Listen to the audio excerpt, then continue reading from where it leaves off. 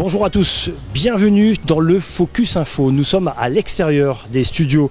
On est sorti, ça nous arrive de temps en temps et on sort pour l'occasion, sacrée occasion, l'occasion bientôt de l'inauguration du Family Plaza. Le Focus Info est à l'extérieur, nous sommes dans les travaux avec notre invité André Saada. Vous êtes le promoteur de ce bel endroit. André Saada, bonjour, bienvenue dans le Focus Info. Merci de nous accueillir chez vous. Bonjour Gilles. Alors, comment ça se passe? Nous sommes en plein travaux là, on sera prêt? C'est une question très directe. Oui. Je pense qu'on sera prêt, on va tout faire en tout cas pour l'être. Il y a des équipes qui travaillent jour et nuit et qui font en sorte que la date sera respectée. On va en parler tout à l'heure. Comment est née l'idée du Family Plaza? Moi, je me rappelle de la première pierre à la zone Terca et aujourd'hui, ce bel endroit. Cette idée-là, elle vient d'où? C'est tout simple. En 2005, je cherchais un terrain pour pouvoir construire le nouveau magasin But aux normes But, qui permettait d'avoir un magasin plus confortable, plus grand. Et c'est tout à fait par hasard que je suis tombé sur ce terrain qui, pour un magasin But, était trop grand. Il fait 15 hectares. Et l'idée est venue en disant, tiens, trop grand pour un magasin But, mais peut-être pas assez grand ou très largement suffisant pour y construire un centre de vie. L'idée est venue de là. Alors, il y a eu But dans un premier temps, ça s'est fait en 3 phases. Le cinéma Agora pour attirer une certaine clientèle. Et puis, la 3e phase, le Family Plaza. Ce sont des choses séparées ou c'est un ensemble? C'est un ensemble. C'est d'ailleurs, ça a été programmé comme ça et réfléchi comme ça. Ça a été prévu en 3 phases. Première phase, on a ouvert le magasin But en 2008, qui a connu le succès que tous les Guyanais connaissent. Deuxième phase, on était sur ce grand projet du multiplex, qui a été construit en 1 an et qui a été ouvert en octobre. C'est un record, ça. En octobre 2012. Non, je ne dis pas que c'est un record, parce qu'on a affaire à des gens très compétents en Guyane. On pourrait imaginer l'inverse, mais moi qui suis dans la construction, je peux vous dire que on a très largement battu des records, mais qui sont des records liés à des temps de construction classiques. Alors, justement, on parle de la Guyane. La Guyane a sa particularité lorsqu'on fait des travaux, lorsqu'on est dans le BTP, c'est la pluie. La pluie qu'il n'y a peut-être pas dans d'autres pays, ou même ne serait-ce que dans l'Hexagone. Est-ce que c'est ce qui retarde des fois nos travaux ici, ou malgré tout, ils arrivent à tenir les délais? Il y a une programmation à faire. C'est sûr qu'on a des périodes de pluie, on a des périodes d'ensoleillement. Concernant les VRD, c'est évident qu'on ne peut pas les faire pendant les moments de pluie. Donc tout est programmé de manière à faire la première partie, ce sont les fondations et les VRD, qui démarrent en général à partir de juillet, et ça nous laisse jusqu'au mois de décembre pour pouvoir faire les parties les plus délicates en temps de grand soleil. Beaucoup d'entreprises guyanaises travaillent sur ce projet. Combien d'emplois quand on construit le Family Plaza? Vous avez le chiffre? Bien sûr. Les emplois directs et indirects, ça représente plus de 700 personnes.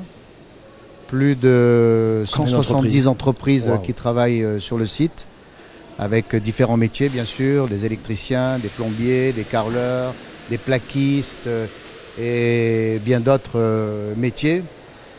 Des métiers même de pointe au niveau de l'informatique, parce qu'on a des magasins qui sont à la pointe de l'informatique, avec des particularités très techniques.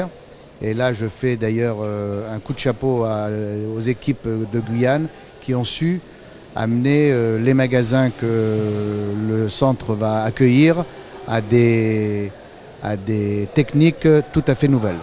Alors, est-ce que vous avez tout trouvé sur place ou quand même il a fallu faire appel à quelques entreprises extérieures? On sait, vous parliez de pointe de technologie. Est-ce qu'il y avait tout sur place ou quand même on a dû faire appel à quelques entreprises extérieures? Vraisemblablement, on a dû en tout cas importer des marchandises de l'extérieur, puisqu'il n'y a pas de matières premières en Guyane. Oui. Et par contre, pour tout ce qui est main-d'œuvre, 90% c'est sur place. Faites-nous rêver, André Saada. Les gens comme ça, des rumeurs dans toute la Guyane, on en parle, il y aura ça, plein de marques. Ça sera le premier, on va dire, centre commercial avec les grosses marques qu'on a l'habitude de voir dans tous les grands pays, dans toutes les grandes capitales. Faites-nous rêver, quelques marques. Eh ben, j'ai commencé à vous faire rêver en construisant le magasin But, qui est le plus grand magasin But de France. C'est bien de le dire, ça. Sur 236 magasins en métropole, la Guyane s'est dotée d'un magasin de plus de 6000 m². Et aussi sur le multiplex, on a fait quelque chose d'extraordinaire. Et là, on continue avec le centre de vie, centre commercial, qui va accueillir plus de 200 marques, avec des marques prestigieuses comme Nike, comme des magasins Geneviève Le Tue, comme des magasins Habitat, où on est d'ailleurs... devant, on voit les images d'ailleurs. On voit quelques images. Le magasin, des magasins comme Lacoste, comme Ralph Lauren, comme Mango, comme Urban Suspect. Mango, grande première. Et j'en cite, je ne les cite pas tous parce qu'ils sont très nombreux. Et la particularité de ce centre, c'est aussi beaucoup de ludique, puisqu'on a prévu une patinoire, la première en Guyane, qui va, je pense, attirer... Il n'y en a pas aux Antilles, André Saada? Non, non, non. Encore des premières. Encore des premières et toujours en Guyane. Alors, vous parliez de But et d'Habitat. But et Habitat, deux clientèles différentes. Là, vous c'est votre métier, vous savez de quoi vous parlez. L'un ne va pas gêner l'autre? Non, justement. But est un créneau de clientèle basique, on va dire, avec des prix allant depuis 20 € jusqu'à 1500, 2000 € sur les plus beaux salons. Que chez Habitat, c'est une autre clientèle, c'est un autre quartile, et qui va permettre à des clientèles un petit peu plus aisées de pouvoir avoir un choix différent. L'un va sûrement attirer l'autre. Quelle est la locomotive de ce centre? La plupart des centres ont un hypermarché. Il n'y a pas d'hyper dans ce centre. C'est quoi? Ça va être le divertissement? Oui, je pense. Je pense qu'il n'y a pas que le divertissement. Il y a aussi... Family Plaza a été créé, comme vous pouvez l'imaginer. Ça s'appelle Family Plaza, c'est la place de la famille. On a mis pas mal de choses qui vont permettre à la famille de venir y séjourner pendant 2, 3, voire 4 heures en se baladant dans les boutiques, en ayant la possibilité de déposer leur enfant, puisqu'on a une crèche aussi à l'intérieur du centre qui va permettre aux gens de pouvoir déposer leurs enfants et se balader pendant quelques heures, aller au cinéma, aller flâner devant les vitrines et aussi aller se restaurer, puisque dans le centre, il y aura un grand food court, il y aura pratiquement 7 restaurants qui va permettre de goûter à toutes les cuisines du monde. Exact. Alors justement, et puis on pourra aller faire du sport également. Une nouvelle marque de fitness ici, la plus grande salle de sport en Guyane. Là aussi, c'est permettre aux gens de rester plus longtemps au Family Plaza. C'est ça le but? Absolument. La salle de fitness, c'est une création. C'est un nouveau concept, mais qui ressemble beaucoup au concept des salles de sport dans le monde. Et il est vrai que la salle est une des plus grandes salles des Antilles-Guyane. Antilles-Guyane. Et encore une fois, on est en Guyane. Et c'est la primeur de la Guyane. Le principe, il est simple. Je ne vais pas dévoiler les forfaits que nous allons faire, mais je pense que ça va attirer beaucoup de monde et on pourra très largement les accueillir. Effectivement, je suis au courant des forfaits très intéressants. Alors, on parle souvent de primeur. Le premier, le but le plus grand des Antilles-Guyane, même en France. La plus grande salle de fitness des Antilles-Guyane. Des premières. C'est quoi votre histoire avec la Guyane, André Saada? C'est quoi cette histoire d'amour avec la Guyane? Je voulais aussi préciser que le magasin Habitat, qui est derrière nous, et le magasin Habitat sera le plus grand magasin Habitat de nos magasins Habitat à travers le monde. Vous voyez? Alors, parlez-nous de cette histoire d'amour. Pourquoi toutes ces premières en Guyane, avec 300 000 habitants? La Guyane, c'est une grande histoire d'amour. Je suis arrivé ici avec mon associé il y a pratiquement 38 ans. Et les gens nous ont accueillis, nous ont aimés. On a pu bosser avec eux, travailler dans de très bonnes conditions. Et la Guyane nous a séduits. C'est pour ça qu'on a jeté notre dévolu sur la Guyane, car on l'aime. Alors, comment se sont passées les démarches en est venu vers vous. Ils ont vu, vous avez présenté donc ce centre auprès de différentes entreprises. Les gens, comment ils ont accepté ce projet? Il y a eu un engouement de la part de nouveaux chefs d'entreprise. Il y a une nouvelle génération, on l'a remarqué, qui s'installe également, des nouveaux patrons. Ils ont 40 ans. Aujourd'hui, ils seront patrons ici. C'est quoi la démarche? C'est quoi le rapport avec les entreprises?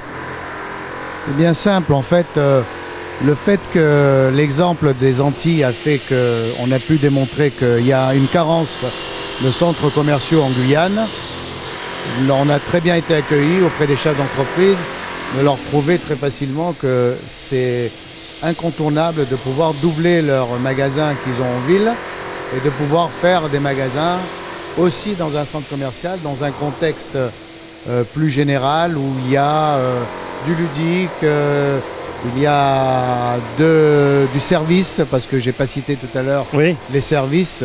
Il y a des banques. Il y aura des banques, oui. Il y aura un coiffeur, il y aura une esthétique, plein de choses qui l'informatique, fera en sorte que les gens vont pouvoir y rester pratiquement 2 à 3 heures par jour. Vous entendez, hein, nous sommes dans les travaux, nous sommes en plein travaux, justement parce que les choses s'accélèrent. La question que tout le monde attend, l'inauguration, c'est prévu pour quand, André Saada? J'ai peur de prononcer la date, mais je suis maintenant... Vous allez faire une réponse à la Fernand Reynaud bientôt? Je ne dirai pas bientôt parce que là, tous les dés sont joués. Ouais. On a donc prévu d'ouvrir, faire l'inauguration le 13 novembre. 13 novembre, mercredi. Mercredi soir, 13 novembre, ça sera l'inauguration. Et l'ouverture au public à partir du 14 novembre. Et effectivement, peut-être que toutes les boutiques ne seront peut-être pas toutes prêtes, mais il y en aura une grande partie. La question peut-être que certains chefs d'entreprise se posent, est-ce qu'il reste de la place? Est-ce qu'il y a un ou deux box de libre? Est-ce qu'on peut encore négocier avec vos partenaires? Il y a deux réponses à ça. Je vais dire malheureusement pour les futurs preneurs, non. Et heureusement pour le promoteur, oui. Il ne reste plus de place. Mais si le projet donne satisfaction, il est bien sûr prévu de faire une extension. Merci en tout cas André Saada de nous avoir accueillis chez vous pour ce Focus Info qui s'est déplacé pour l'occasion. C'est une belle occasion. Vous avez retenu la date, l'inauguration pour le mercredi 13 novembre. Ensuite, vous pourrez tranquillement venir flâner au Family Plaza. C'est comme ça qu'on se dit au revoir pour le Focus Info. André Saada, merci. À très bientôt. Merci Gilles, donc, à très bientôt. Au 13. Et rendez-vous au 13, venez nombreux. Exactement. Dans quelques instants, le journal de TF1 suivi de 2 épisodes de Crossing Line. Passez une excellente soirée sur ATG. À demain pour un prochain Focus, le journal de TF1. Tout de suite.